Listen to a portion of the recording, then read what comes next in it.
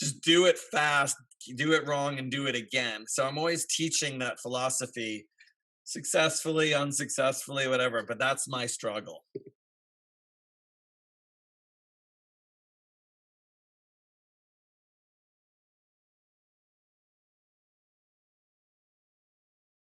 We all have rituals, right? Even right now, this is one because this is your journalist, so you interview people, and I talk to you. And but there are so many rituals, and the main ritual for me is the ritual of work, right? Like we I love the common things like getting a cup of coffee and brushing my teeth and everything.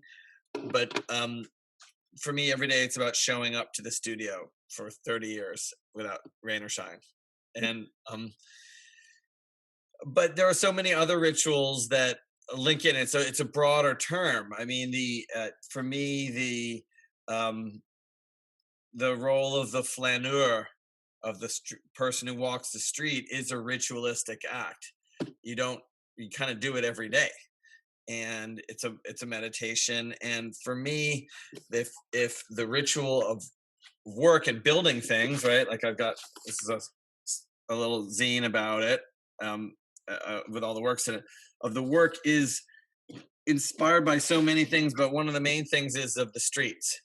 And um, my experience in the street as a junk collector, um, as a scavenger, and I would include photography as Mm. part of the scavenge. Those photographs, in a way, are part of a series that I'm working on called "Things That Are Too Big, Dirty, or Expensive to Fit in My Apartment."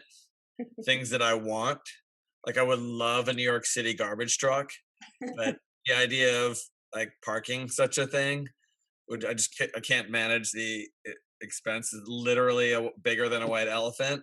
And but there are beautiful objects, right? This noise, what it does, the its part in the waste uh, cycling system. Um, one of my dreams is to have one and have the inside carved out to be an office, and just park it wherever the fuck I Ah, want, and just have oh, that be my urban office because no one can tow it because it's so big. Just like that kind of the violence of that, uh, and that also comes as a response to the daily combat that I experience in my moments of insanity when I try and drive in New York City in the regular car. Like it's a punishable offense just to drive every possible thing from parking tickets to potholes to traffic. It's just you shouldn't do it. You know, in any city, you don't need cars, and those of us who have them are rightfully punished severely for. So we just shipped this show. So today is like a cleanup day, and I can't really show you that much because of the tilt of the screen. But so it's like today's cleaning, today's restocking tools, um, throwing out stuff. You know, I think if you come over when you come to the studio, at first you might think, "Wow, there's a lot of shit here," but it's really we. Every time something comes in, something else goes out. I'm not a hoarder. Um, I do have moments of regret that sometimes when something gets thrown out, usually it's the next day that I need it. Um, in aggregate, uh, you got to be ruthless. I'm a Marie Kondo devotee, and I love her because she articulated so many ideas that I've been following, yeah. and is a like a master. So I've like learned, I've deepened my knowledge of understanding. But I think the main thing is always, and this is her words, but if it brings you joy, keep it. And it and and even if something brings you joy, it's important to connect with something and then let it go, because the worst thing that can happen is that you let something go, but you can get it. You know, we've got eBay. You can always get it again if you really need it. But what's worse than that is keeping shit around that weighs on you and sucks your soul. That's much, much worse. You know, cleaning, getting rid of, and becoming at one with my environment is the most important thing, because once all of that noise is cleared out, then I can begin to trust my intuition and know what just the right wrong decision to make in my sculpture, because some of the ideas like are seem capricious or dumb, but when they're followed through with thousands of hours of serious execution, and then the ritual of that work is Mm. the thing that brings power and energy and concreteness to the sculpture. So like I'm just literally opening a page at random, um I want to pick something. Yeah, so like this is a van that I always wanted. Oh, Old Mercedes Sprinter van that's from the 90s. And the new one's not as nice. This old one's nice and square. And so like to think, oh, I'm gonna make a sculpture of a rusty van, that seems kind of dumb. But through the like love and execution of that, I'm trying to find the page. Oh, sorry. It's in the last one.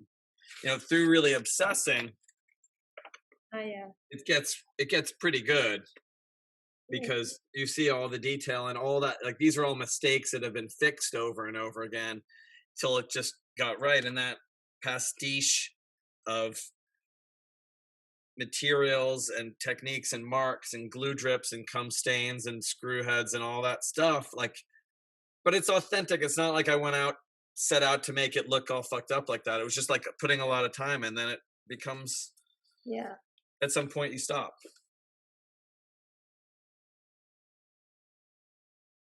Yeah, so after making things for 30 years, I know the right way to do it so that it really looks like the exact thing, and that involves a lot of planning. So I think the skill that I've cultivated over all these years is relying on my intuition to kind of be shitty, like to let my impulses lead, let my the um s- I want to say like this sensual desire, like the desire to cut, like when you cut wood, like it feels Yeah. emotionally good, like for us who really make things, like, and there are some materials that I like and some materials that I don't like. Like I don't like noisy materials. You Like know, that. like a chalkboard, Oh, scratch, like or yeah. fax paper. You know, these are obsolete things. I don't like loud machines, so I try and use tools just because it hurts my, it makes me shiver. So I like things that feel good, and I also like it when the wood is painted and then it's cut so that you can really see that you were there. Mm. And these aren't necessarily the right way of doing things, but I'm trusting my like emotional desire. That's why I use the word sensuality, because like the touch, like touching clay. Yeah. Like some people like, you know, the pencil, you have just like, some people like hard pencil, some people like soft, like you have your one. So I spent a lot, like when I started by talking about cleaning my studio, so I clean my environment and I clean my head, and then I can really trust what is going on in my heart and my feelings, and then I go at it sort of without a plan.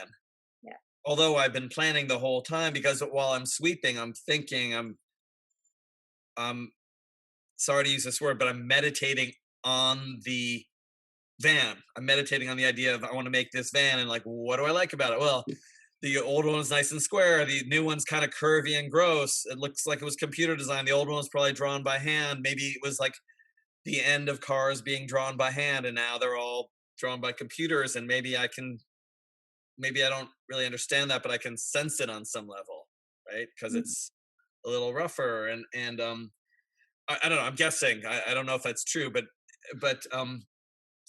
I guess the main thing is like understanding and trusting and accepting yourself so that you can so you can trust to do it the wrong way, and Mm. then trust that not only can you do it the wrong way, but you're going to commit whatever 1,000 hours to this way of doing, versus having a plan, drawing it out, talking to me, scheduling it, and doing it. In the end, it'll be perfect, but anyone could do that. Yeah. I'm the only one in the whole world that can trust my own intuition, do it my way. And I think that what I'm trying to articulate isn't just my creative process. I think a lot of artists work this way. I don't think it's that special. I mean, this way is special to me, but you make things and you apply these techniques, it will be your voice. That's the most important thing that any artist can do is find and amplify their own voice.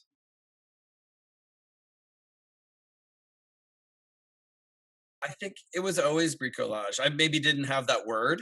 Mm, It was always that technique because I didn't have formal training. I wasn't My family didn't teach me, like my parents didn't teach me how to use tools.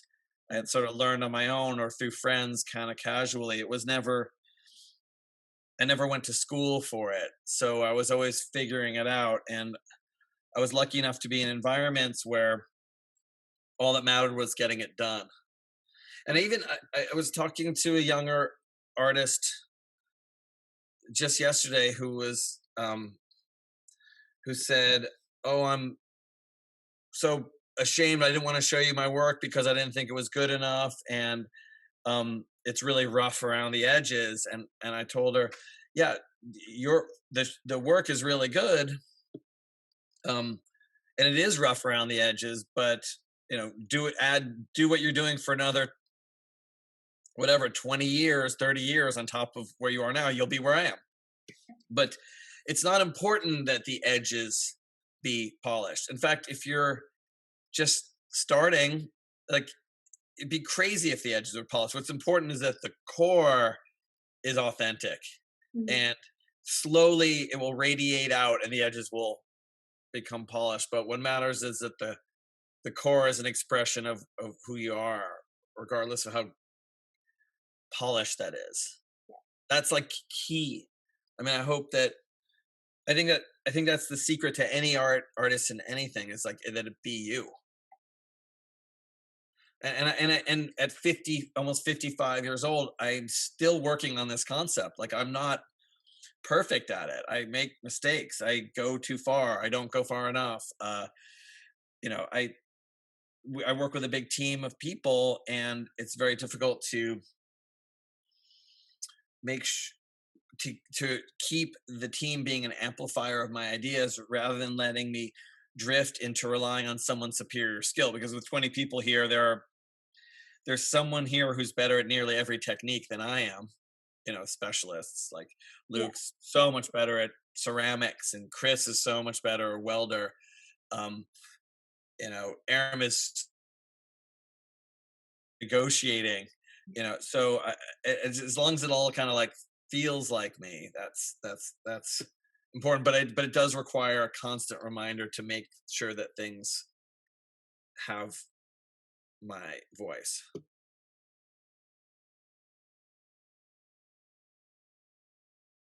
You would laugh because like some of the things that I have to say and do, it's like all these tricks. Like I'm constantly saying to Chris, for example, who I've worked with like at this point longer than anyone else who's in the studio. And I'm always saying, can't you make it worse?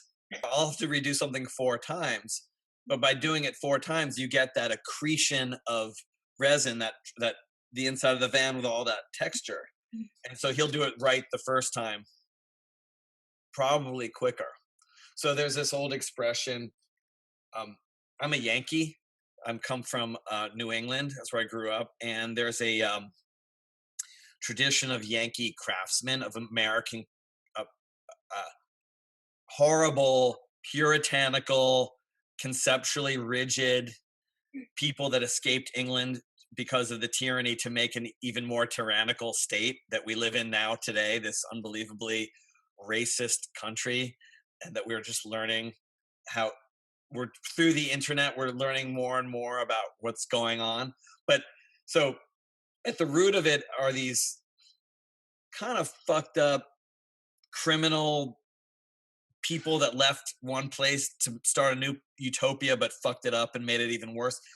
But in the process, they made some of the best made things ever, like American made things in the Industrial Revolution, all the way up to, in some way, including now, you could argue, if you include Apple, like the best made things that are to make.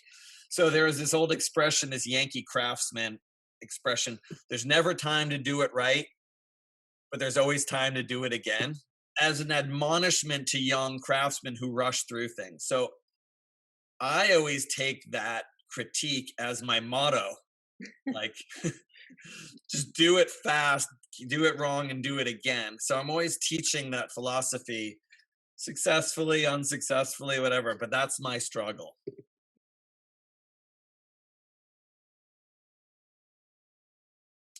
Well, so I'm also kind of self-taught art lover, art historian, whatever. I mean, um I'm interested in the canon, of which I'm part of. The it's almost like the development of science and the understanding of the universe through, from Ptolemy to Galileo to Hawkins to now. Um, I've been interested in the evolution of science and our understanding of the natural world around us, but I'm also interested in the development of art, and in particular the very narrow subject of sculpture. And I spent a lot of time studying abstract formalism, like David Smith and Brancusi and Rodin Mm.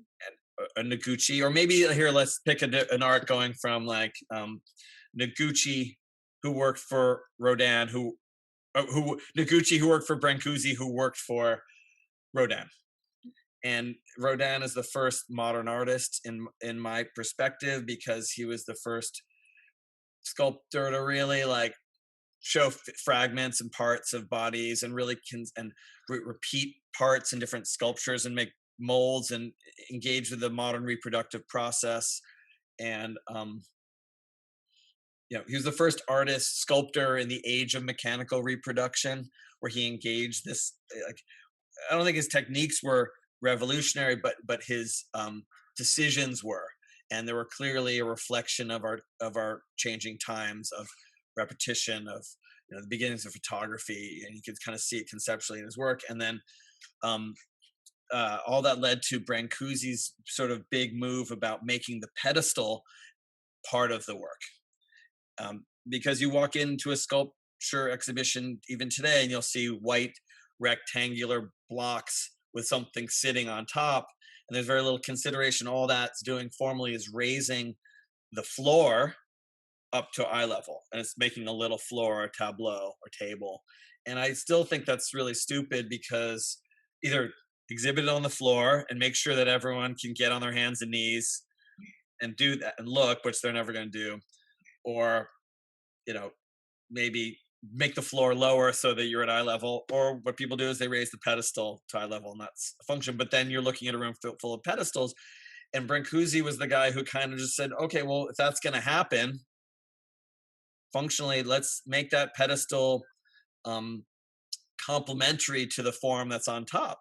Mhm. And he did that better than anyone to date. And so I use that strategy to make those pedestals, because I've made plenty of pedestals, and to make sure that they complement the object, that they support it. And so when you walk into the room, that the experience of engaging with the sculptures, which neither of us could do because you're in Greece and I'm in New York, and neither of us have been to London to see the show, but I have a pretty good idea, and I hope through photography you might, Yeah. that the forms, when you walk into the room, that you see this forest of sculptures, and the objects relate to each other in the architecture. And then as you get closer, the pedestal goes away, and you're this close, like we are right now, sort of face to face. And then if you're this close the way you would be talking to a person, you talk to their face, to their head. You don't talk to their whole body at one time. And then you can engage with the top, the head, which is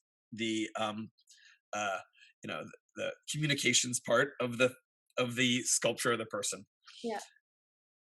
So it's my way of trying to continue with that canon, that the technology development in art. So the pedestal in itself becomes a bit of a sculpture, right? I mean, It's Totally. And I, it's funny because I've been working on this for decades, this way of working. And I once went to someone's house and I saw that they had like gotten rid of my pedestal and put the sculpture that I made on like a very beautiful Prouvé table. This particular person had good taste and they did it right, and I couldn't afford a $30,000 Prouvé table to put my sculpture on, but if I could, I might have. So I was good, but so I consider that lucky, even though they kind of disregarded my intention. They did it in the right way. And then so I'm looking also at Brancusi books, and I'm looking at like Bird in Space, like his most famous sculpture. And by the way, if you want to dig into Brancusi, get the Philadelphia Museum of Art catalog. It's the book. And they made a lot of them, so it's not a rare book, but like it's so beautifully done. And so in that there are some little tiny black and white reference pictures of the Arensbergs, who are his biggest American patrons, and they had Bird in Space on a dresser with black and white photos of their families and like junk. Like it wasn't. They also disregarded Brancusi. So like the king of this whole world was just like, it became decorate like next to like some ceramic bowl. And it was really humbling to see that, because here is this guy that I literally put on a pedestal, and his gestures were kind of debased or not respected by his greatest supporters.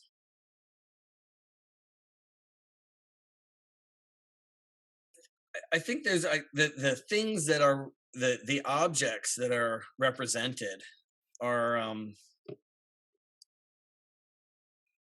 carefully selected so that they're a couple of things, so that they maybe how do I say it?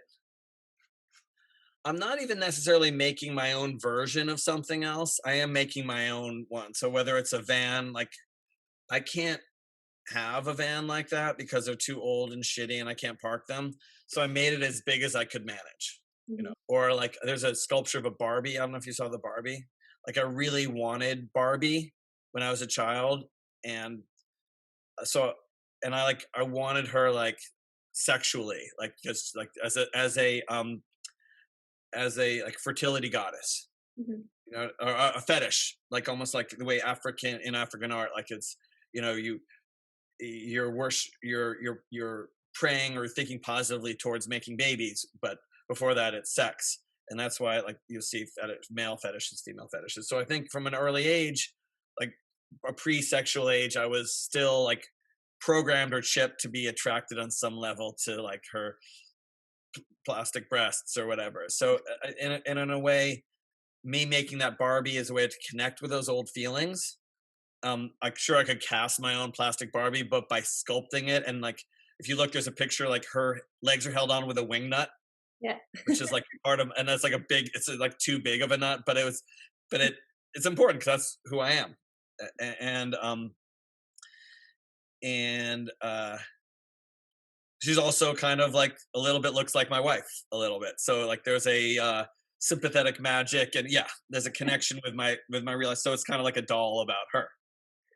So maybe started in my youth and now it's about the present. And so that's something, and these things that go over years, or like it's similar, like, with this, like I kind of want an Andy Warhol art collection, but I couldn't really deal with it because I'd have to have some other job involving making a lot more money. If I wanted to have 5 Warhol boxes, it would be a tremendous use of my resources that would be not authentic. Because if I had that money, I would be using it to save puppies or something useful. And but I certainly could manage making these boxes and carefully making my better version.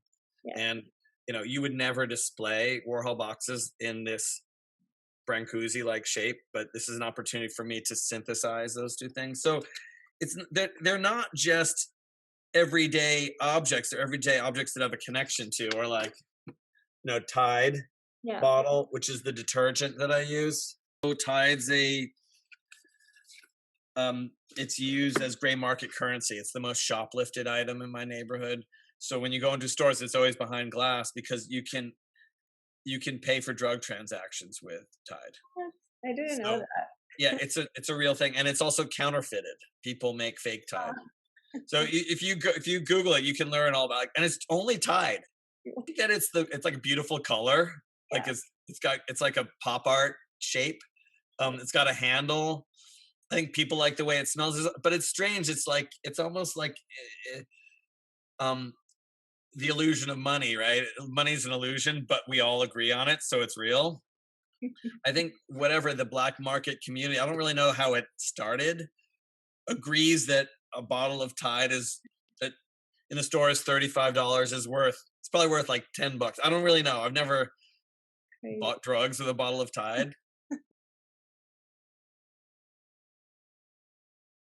I think that's called sympathetic magic. Mhm. Sympathetic magic at its highest form is that you get the the girl, you get the iron axe because it comes from like anthropology, like Yeah. people who use stone axes graduating to iron axes, like getting the magic of a culture's technology that's more evolved. Yeah. And any truly advanced technology is indistinguishable from magic. uh, like, and so it is truly magic because maybe you don't fully understand how it happened, but you can certainly understand the difference between an iron axe and a stone axe and an iron axe. So a lot of these things that I'm making are forms of my way of engaging with sympathetic magic, of getting the girl, getting the van, finding a way. um I mean, Tide's a pretty dark subject because it's like a fucked up thing, but it's also, to me, when I look at a Tide, it's an Andy Warhol because of the orange and the blue, and this, it's like it's a painting. Yeah. And I've tried painting it a few times, and it doesn't turn out right. It like had to be a sculpture.